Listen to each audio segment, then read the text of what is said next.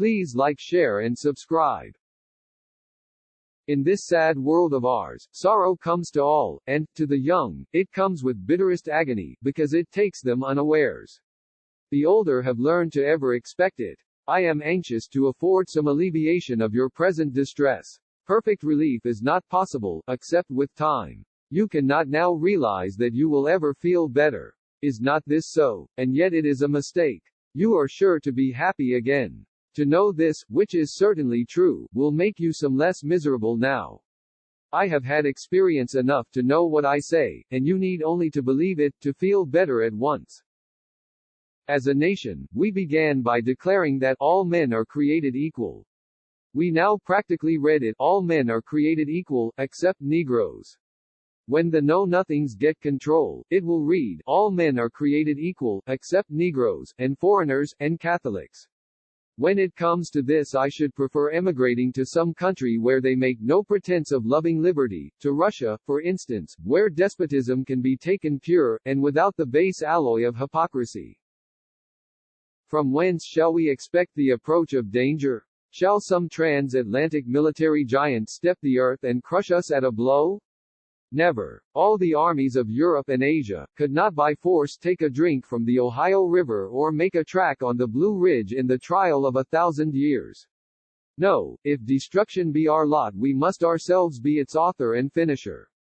As a nation of free men we will live forever or die by suicide.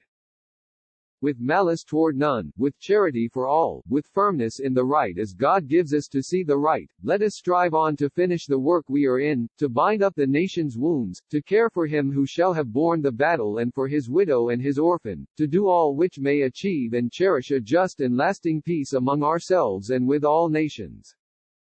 If I were to try to read, much less answer, all the attacks made on me, this shop might as well be closed for any other business. I do the very best I know how, the very best I can, and I mean to keep doing so until the end. If the end brings me out all right, what's said against me won't amount to anything. If the end brings me out wrong, 10 angels swearing I was right would make no difference. I see in the near future a crisis approaching that unnerves me and causes me to tremble for the safety of my country. Corporations have been enthroned and an era of corruption in high places will follow, and the money power of the country will endeavor to prolong its reign by working upon the prejudices of the people until all wealth is aggregated in a few hands and the republic is destroyed.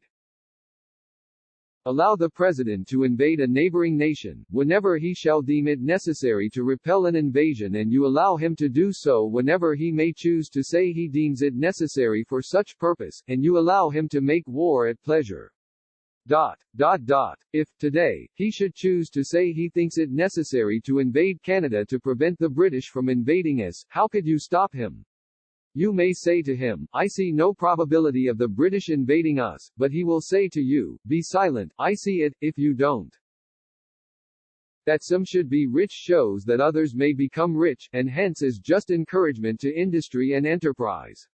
Let not him who is houseless pull down the house of another, but let him labor diligently and build one for himself, thus by example assuring that his own shall be safe from violence built. Writing, the art of communicating thoughts to the mind through the eye, is the great invention of the world, enabling us to converse with the dead, the absent, and the unborn, at all distances of time and space. Discourage litigation. Persuade your neighbors to compromise whenever you can.